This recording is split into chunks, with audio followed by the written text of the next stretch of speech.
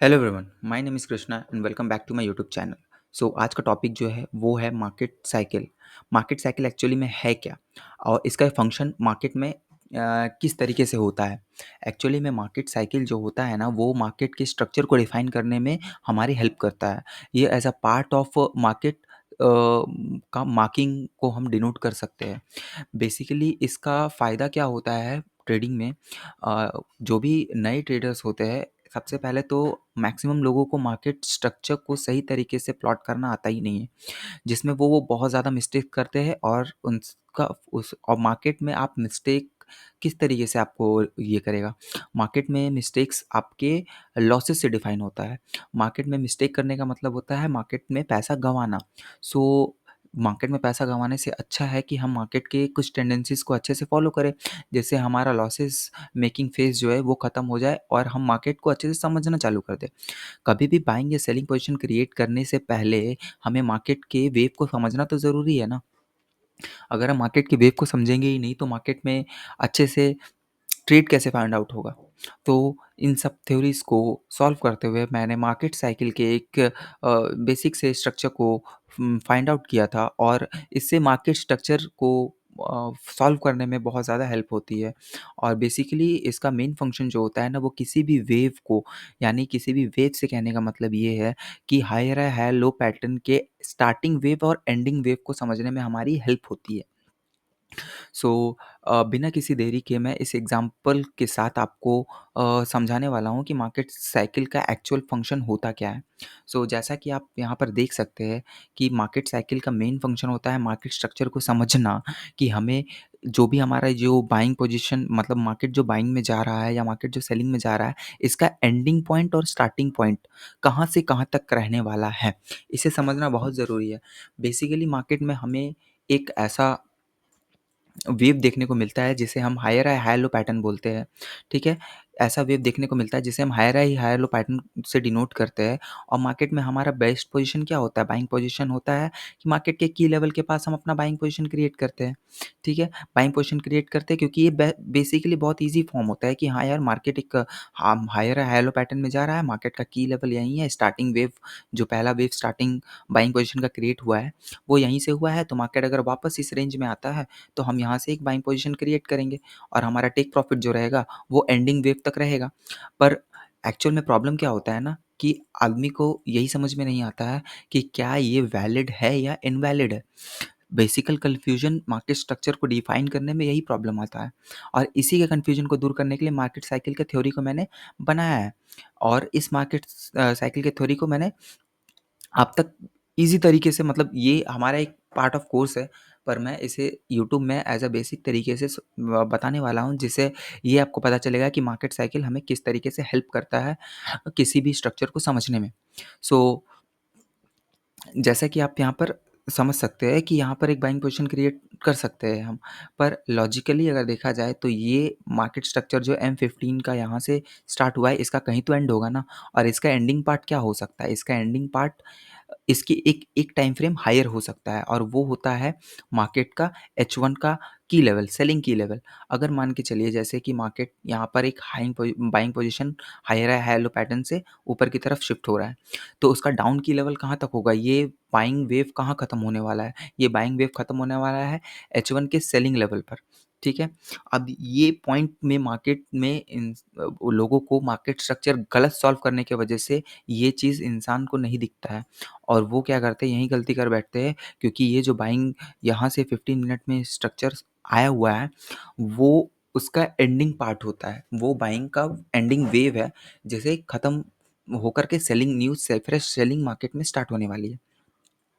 और fresh selling start होने वाली जगह पर मार्केट में बाइंग पोजीशंस क्रिएट होते हैं, जिसकी वजह से मल्टीपल स्टॉप लॉसेस हिट होते हैं और आपका लॉस होता है मार्केट में। तो इस वेव को समझना बहुत इंपॉर्टेंट है। यही है total logic of market cycle. Market cycle में आपको ये देखना ज़रूरी है कि जिस भी time frame, particular time frame पे हम ट्रेड फाइंड आउट कर रहे हैं, उसका एक टाइम फ्रेम हायर जो है वो अपने की ज़ोन या सेलिंग लेवल या पीओआई के पास है। मतलब हम ट्रेड मेरे हमारे ट्रेड्स फाइंड आउट कैसे होते हैं? हमारे ट्रेड के logics find out main strategies क्या है? मेन स्ट्रैटेजीज़ है की zone of selling level, higher time frame and then POI POI, POI means आपको पता होगा point of interest, and third part is and third part is BTR zone. BTR zone means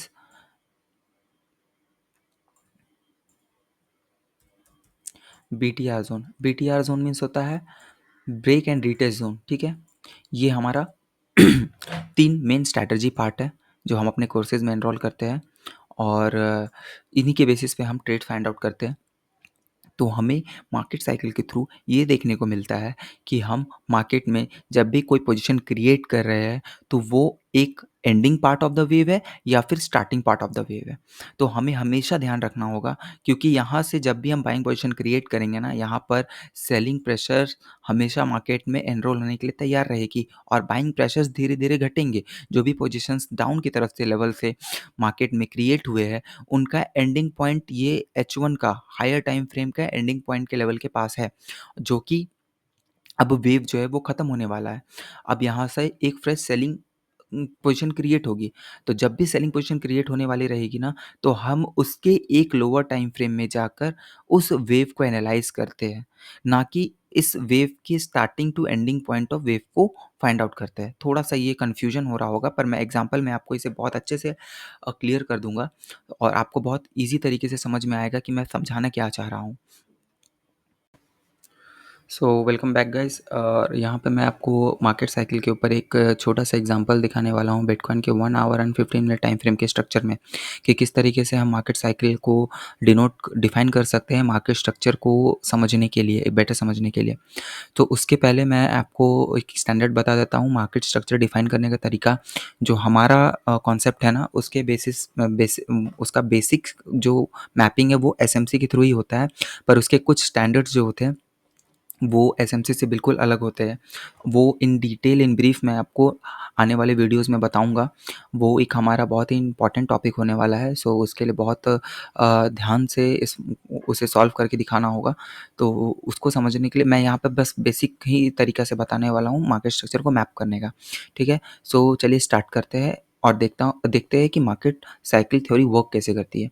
सो यहाँ पर 1 our के chart में हमें जब भी एनालाइजेशन स्टार्ट करना होगा किसी भी डाउन ट्रेंड या अप ट्रेंड का, तो हमें हाई टू लो मार्क करना होगा. हाई टू लो, जैसे मार्केट का हाईएस्ट हाई पॉइंट ये है एंड लोएस्ट लो पार्ट ये है.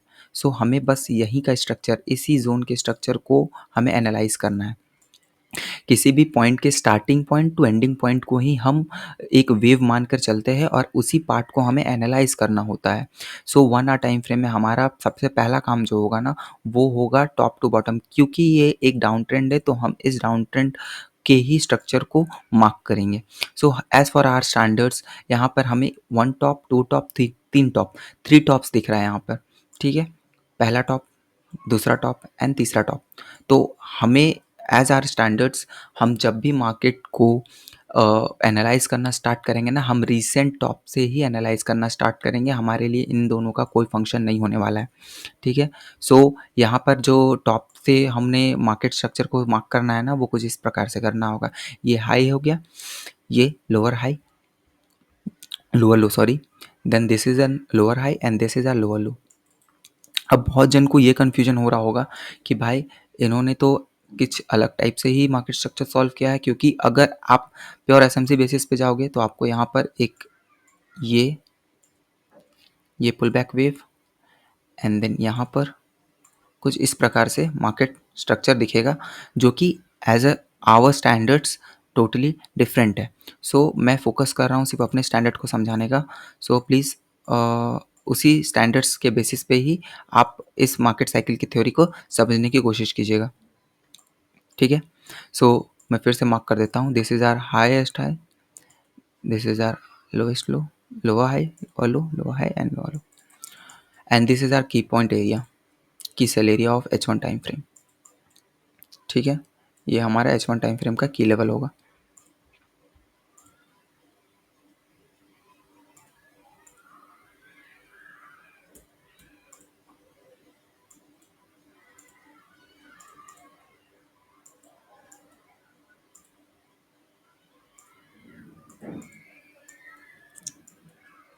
Okay, so this is our key level sell area of H1 time frame. ठीक है। अब मार्केट में ये जो पुल बैक वेव आया हुआ है ना, ये बाइंग पोजीशन तब तक पुल बैक ही कहलाएगी जब तक ये H1 के सेलिंग लेवल से नीचे रहती है। तब तक ये एक डाउन ट्रेंड मार्केट ही कंसिडर होगा। अब हमें इस वेव को एनालाइज करने के लिए 15 मिनट टाइम फ्रेम के स्ट्रक्चर पर शिफ्ट होना होता है। 15 मिनट स्ट्रक्चर पर अगर हम शिफ्ट होते हैं तो हमें last higher high higher low pattern क्या दिख रहा है हमारा यहाँ पर मार्केट में CTS हुआ है, ठीक है, and this is our CTS। CTS means continue of structure होता है sir, and continue of structure के बाद हमें एक बाइंग लेवल की लेवल बाई एरिया M15 में हमें ये देखने को मिल रहा है, ठीक है। अब बेसिकली मेरा कहने का मतलब और मार्केट साइकिल के कहने का मतलब ये है ना कि जो मेन ट्रेडर्स होते हैं बेसिक, उनको कॉन्सेप्ट ना क्लियर होने की वजह से वो यहाँ पर बाइंग पोजीशन क्रिएट करते हैं, क्योंकि मार्केट नीचे से बाइंग पोजीशन सॉरी नीचे से बाइंग शो कर रहा है एंड हायर लो पैटर्न बनाते हुए ऊपर की तरफ शिफ्ट हो रहा है, ठीक है। तो लोगों को ये लगता है ना कि मार्केट अभी भी बाइंग में है, हालांकि ये स्ट्रक्चर बिल्कुल गलत है। मैं इसे अपने स्टैंडर्ड्स से सही तरीके से सॉल्व करने का तरीका बताऊंगा, मगर वीडियो काफ़ी लंबी हो जाएगी, दैट्स वाई मैं इसे शॉर्ट ही रख रहा हूँ। और मैं आपको लास्ट पुल बैक वेव जो है ना उसके स्टैंडर्ड्स के बेसिस पे ही आपको क्लियर कर रहा हूँ कि मार्केट साइकिल का वर्क कैसे होता है। अब यहाँ पर मेरा समझाने का बेसिक कॉन्सेप्ट ये है कि जैसा कि आप देख सकते हैं 15 मिनट चार्ट में मार्केट अपने हायर लो पैटर्न्स के साथ 1 आवर के की सेल एरिया के पास आ गया है, और वहाँ पर बेसिकली हमारा बाइंग जो है वो बाइंग का स्ट्रेंथ कमज़ोर हो गया है, और यहाँ पर मार्केट 1 आवर के की लेवल से डाउन हो गया और यहाँ पर हमारा स्टॉप लॉस हिट हो गया, ठीक है, स्टॉप लॉस हिट हो गया। तो जिसके वजह से हमें मार्केट में लॉस देखना पड़ता है।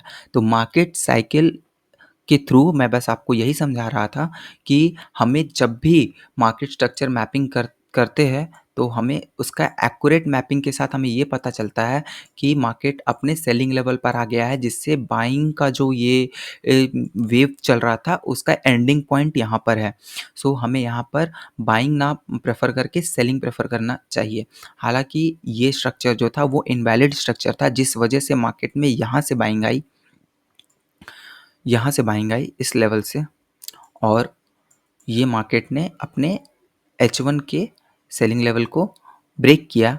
ब्रेक करने के बाद रीटेस्ट किया, पर ये सारे ही जोन जो है ये फेक ब्रेकआउट जोन्स में कंसिडर होते हैं, ठीक है। और इसका मेन रीज़न जो होता है ना वो एक टाइम फ्रेम हाई होता है। एक टाइम फ्रेम हाई H4 में अगर हम आते हैं तो हमें ये देखने को मिलता है कि मार्केट का जो H4 का की लेवल है वो मार्केट स्ट्रक्चर मैपिंग के थ्रू हमें ये पता चलता है कि मार्केट का जो सेलिंग लेवल है वो H4 का सेलिंग लेवल ये वाला पार्ट है, और मार्केट अभी अपने H4 के सेलिंग लेवल से सेलिंग ले रहा है।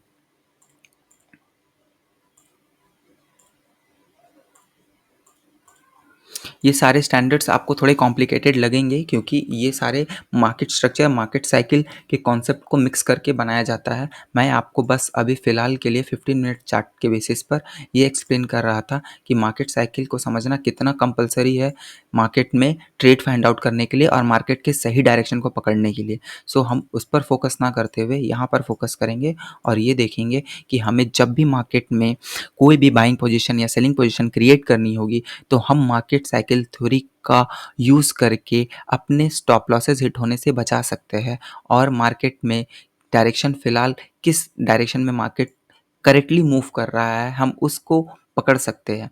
सो ये सारा कॉन्सेप्ट था मार्केट साइकिल को समझने का, and this is was the example. Hope आपको समझ में आया होगा। अगर आपको कोई भी कन्फ्यूजन होगा तो मैं आपको 2-4 और एग्जांपल्स के साथ इसे और अच्छे तरीके से समझा सकता हूँ, ठीक है। अगर कोई भी कन्फ्यूजन रहता है तो आप कमेंट में अपना कन्फ्यूजन लिख सकते हैं, या फिर मुझे इंस्टाग्राम पे डायरेक्ट DM कर सकते हैं। हमारा इंस्टाग्राम का जो डिस्क्रिप्शन रहेगा वो डिस्क्रिप्शन बॉक्स में आपको लिंक मिल जाएगा, वहाँ से आप मुझे डायरेक्ट मैसेज DM कर सकते हैं और मैं आपके उस प्रॉब्लम को सॉल्व करने का सॉल्यूशन बताऊंगा। So that is for all the guys, see you next video with new topic, and hope keep trading, keep learning and keep growing. Thank you, signing off. Krishna Walls of Trade. Thank you.